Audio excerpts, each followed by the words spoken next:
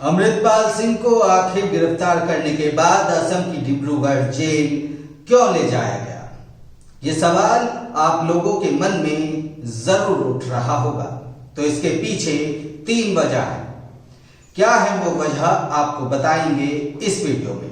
लेकिन अगर आप ये सोच रहे हैं कि असम में बीजेपी की सरकार है और इसलिए अमृतपाल को वहां की जेल में रखा गया है, तो आपकी ये समझ कुछ हद तक सही हो सकती है, जिसे अगर प्रतिशत में आंका जाए तो 100 में से महज 1% सही होगी और बाकी का 99% उसका जवाब हम आपको देंगे, जिसके बारे में आपको अभी तक अंदाजा नहीं था। नमस्कार, मैं हूं संजय बिष्ट और आप देख रहे हैं इंडिया लाइव।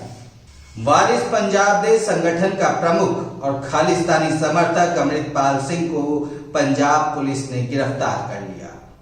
अमृतपाल बीते करीब 1 महीने से फरार चल रहा था।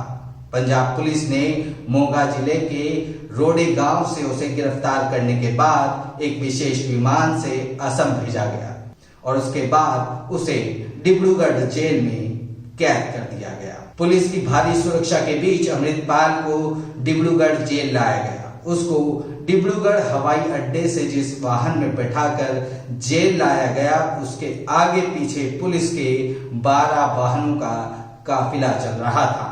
इससे पहले एनएसए यानी राष्ट्रीय सुरक्षा कानून के तहत गिरफ्तार किए गए अमृतपाल सिंह के 9 साथियों को भी डिब्रूगढ़ सेंट्रल जेल में रखा गया है, जिनमें उसका चाचा हरजीत सिंह भी शामिल है। अमृतपाल सिंह के खिलाफ एनएसए के साथ साथ पंजाब के अलग अलग थानों में 16 मामले दर्ज हैं। आपको बता दें कि जब से खालिस्तान समर्थकों को डिब्रूगढ़ जेल लाया गया है, तब से जेल की सुरक्षा को कई स्तर पर बढ़ा दिया गया है। नए सुरक्षा इंतजामों के तहत जेल के एंट्री गेट के बाहर काली पोशाक वाले ब्लैक कैट कमांडो को ऑटोमेटिक वेपन्स के साथ तैनात किया गया है।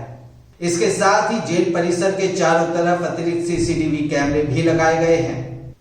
अब सबसे अहम सवाल ये कि आखिर अमृतपाल सिंह और उसके 9 साथियों को पंजाब से करीब 2800 किलोमीटर दूर असम की डिब्रूगढ़ सेंट्रल जेल में बंद करने की वजह क्या हो सकती है? अगर इसका एक कारण असम में बीजेपी की सरकार होना है, तो फिर सवाल है कि गुजरात, महाराष्ट्र और उत्तर प्रदेश में भी बीजेपी की सरकार है, तो अमृतपाल को और उसके साथियों को वहां की जेल में क्यों नहीं भेजा जा सकता था? लेकिन ऐसा नहीं किया गया। असम की जेल में भेजने के पीछे 3 मुख्य वजह हैं। सबसे पहला, असम में खालिस्तान के समर्थकों का कोई आधार नहीं। सिख समुदाय के लोग असम में बहुत कम हैं, यानी अमृतपाल को बचाने या उसे जेल से भगाने की साजिश की संभावना बेहद कम हो जाती है। वहीं गुजरात, महाराष्ट्र और उत्तर प्रदेश जैसे राज्यों में सिख समुदाय के लोगों की काफी संख्या है और ये सभी राज्य असम के मुकाबले पंजाब के नजदीक भी हैं। पंजाब से इन राज्यों में समर्थकों के लिए पहुंचना बेहद आसान हो जाता है, लेकिन करीब 3000 किलोमीटर दूर असम आकर कुछ करना बेहद मुश्किल काम है। इस बात से भी इनकार नहीं किया जा सकता कि हो सकता है भारत सरकार के पास ऐसे इनपुट्स और खुफिया रिपोर्ट हों कि इन राज्यों में खालिस्तानी समर्थक हैं और वो अमृतपाल और उसके समर्थकों को बचाने के लिए किसी भी हद तक जा सकते हैं और शायद इसी वजह से अमृतपाल और उसके साथियों को असम भेजा गया। अब दूसरी वजह की बात करते हैं, तो वो है लैंग्वेज बैरियर यानी भाषा। यूं तो जेल प्रशासन ने अमृतपाल और उसके साथियों को दूसरे कैदियों से अलग रखने का इंतजाम कर रखा है, लेकिन अगर फिर भी वो लोग दूसरे कैदियों के संपर्क में आते हैं, तो लैंग्वेज यानी भाषा या बोली की वजह से अमृतपाल और उसके साथी दूसरे कैदियों के साथ सही से संपर्क नहीं कर पाएंगे। साथ ही ये भी बता दें कि जेल में कैद अपराधियों में सिर्फ और सिर्फ अमृतपाल और उसके साथी ही हैं जो कि सिख हैं। ये तो हो गई जेल के अंदर की बात। अब बाहर की बात कर लेते हैं। मान लीजिए कि अमृतपाल को भगाने की कोशिश करने वाले उसके खालिस्तानी समर्थक पंजाब से असम आ भी जाते हैं, तो वो लोग बड़ी ही आसानी से LIU यानी लोकल इन्वेस्टिगेटिंग यूनिट और लोकल पुलिस और पुलिस के मुखबिरों की नजर में आ जाएंगे, जिसके चलते न सिर्फ उनका प्लान फेल होगा बल्कि वो पकड़े भी जाएंगे। अब तीसरी वजह की बात कर लेते हैं।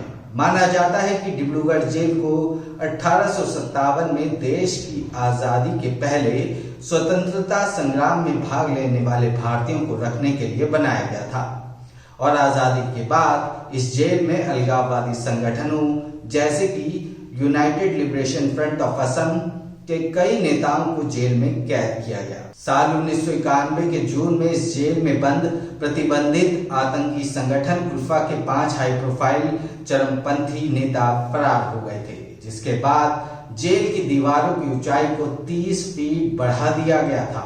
ऐसे में किसी भी कैदी के फरार होने की कोशिश बिल्कुल खत्म हो जाती है, यानी सुरक्षा के पैमाने पर यह जेल खरी उतरती है।